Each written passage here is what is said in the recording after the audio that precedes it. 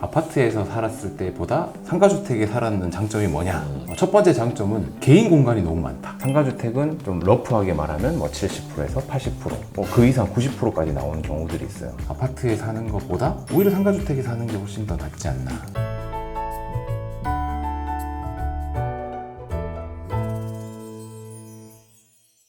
안녕하세요. 건물디자인랩 조인환입니다. 많은 분들이 건물주라는 목표를 가지고 계실 텐데요. 오늘은 건물주 초기 프로세스 중 하나인 상가주택 건물주가 되는 방법에 대해서 얘기를 해봤으면 좋겠습니다. 대표님 소개 한번 해주십시오. 안녕하세요. 저는 상가주택을 시공하고 연구하고 있는 김동원입니다.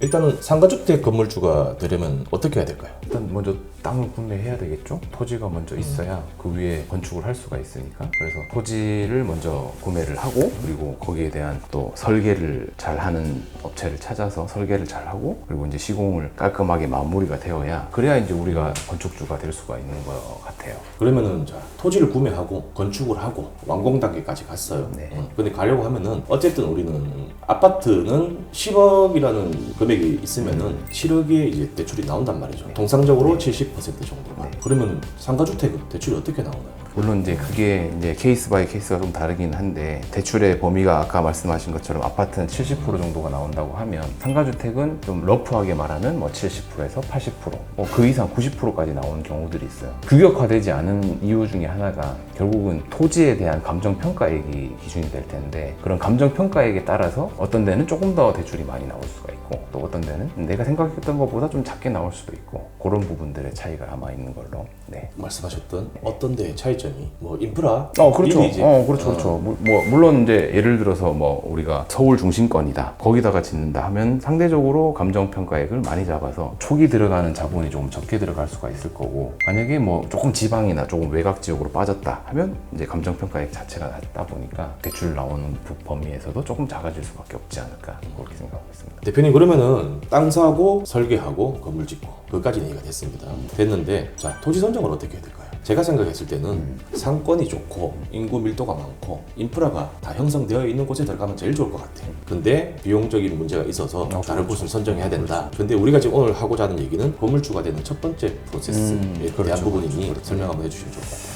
그러면 아무래도 이제 처음 이 건축 사업을 하시는 분들이 많다고 생각을 하면, 뭔가 이렇게 개발해서 혹은 조금 저평가된 땅을 이렇게 접근하는 것도 방법이지만, 오히려 택지 개발되어 있는 그런 상권들을 좀 보시는 게 좋을 것 같고, 요즘은 이제 네이버나 이런 온라인 상으로도 많으니까 역세권 주위에 있는 그런 택지 개발된 토지들, 이런 것들 중점으로 보시면은 크게 무리 없을 것 같다. 왜냐하면 너무 이렇게 인프라가 먼 곳은 물론 이제 땅 가격 자체가 조금 저렴하게 평가되어 있겠지만, 그러나 또 반대로 이야기를 하면 거기에 수요가 많이 없다 보니까 아무래도 팔 때 내가 산 비용만큼보다 더 많은 부분을 기대하기 어렵다 보니까, 그런 부분에서는 인프라가 좀 좋은 혹은 교통이 좀 괜찮은 이런 쪽에 있는 택지 개발 부지를 이제 아마 찾아보시는 게 제일 좋을 것 같아요. 대표님, 근데 저는 상가주택이라고 하면은 단독주택의 장점 플러스 그리고 수익성이라고 봅니다. 그래서 단독주택에 사는 듯한 느낌,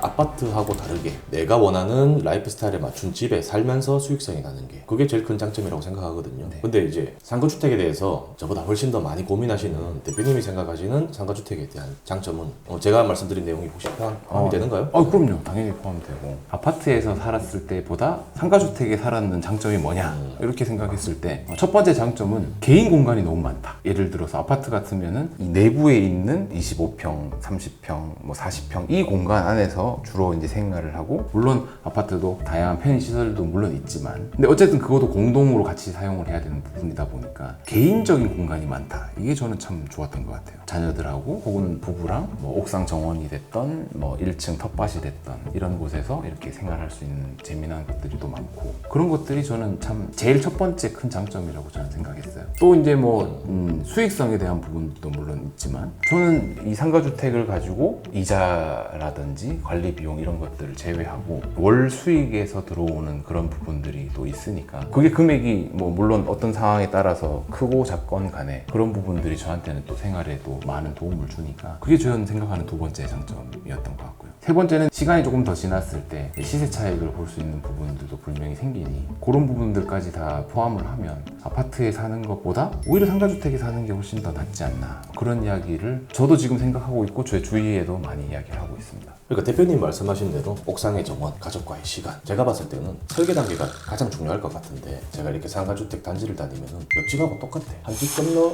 한 집이 똑같이 생겼고 그리고 저도 이제 디자인 회사를 운영하는 입장에서 지어놨던 이제 포트폴리오들을 제가 봤을 때 아파트보다 못하기도 하고 뭔가 화려함만 추구해서 그런 설계 단계에 문제가 좀 있지 않나. 그리고 말씀하신 대로 텃밭 그리고 옥상 정원 이런 게 설계 단계에서 없으면 추가 비용이잖아요. 다시 배관 빼고 그렇죠. 뭐 그런 문제가 있다 보니 참 그게 안타까워요. 그래서 우리가 설계 단계에 대해서 한번 말씀해 주시면 좋을 것 같은데 제가 생각하는 부분은 내부 동선을 고려해서 그리고 난 뒤에 이제 외관 디자인이 나와야 된다예요. 제 입장입니다. 그래서 이런 부분에 대해서 대표님이 한번 설명을 한번 해주시면. 아니 뭐 사실 건물 전체적인 레이아웃을 잡을 때 제가 제일 중요하게 생각하는 건 물론 그 건물을 사용하는 사람들이 어떤 동선으로 가장 효율적으로 움직이는 게 좋을 것인가에 대한 고민은 당연히 있어야 될 것이고 아까도 이야기를 했지만 여긴 단독주택이 아니다 보니까 어쨌든 사업적인 부분에서도 설계가 반영이 되어야 된다고 저는 봐요. 예를 들어서 나는 주방이 작고 거실이 컸으면 좋겠어 라고 생각하는 사람도 있을 거고 반대로 나는 거실이 작고 주방이 컸으면 좋겠어 라고 생각하는 사람 그러니까 결국은 다 개개인의 어떤 그런 선호도가 다 다를 텐데 그 선호도들을 조금 잘 버무려서 만드는 기획하는 그런 단계가 일단 중요할 것 같고 그런 부분에서는 제가 생각하는 평면 구성은 좀 대중적이어야 된다. 대중적이지만 유지보수라던 부분이라든지 또 수익성에 대한 부분들도 고려해서 설계를 해야 된다. 저는 이제 이렇게 생각을 하는데 사실은 제일 기승전 디자인이라고 생각을 하고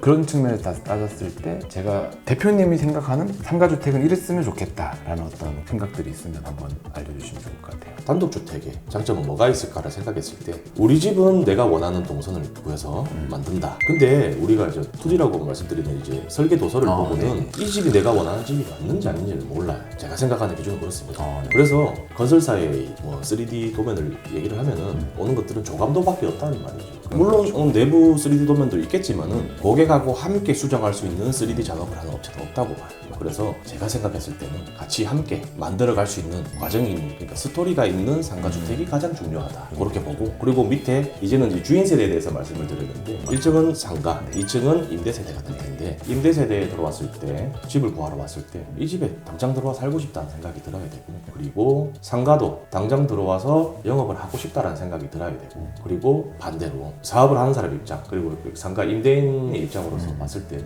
비용이 조금 적게 들면 좋을 것 같고 어쨌든 마지막으로는 외관부터 내관까지 아름다워야 된다. 그래서 대표님하고 같은 생각으로 기승전결 디자인이다.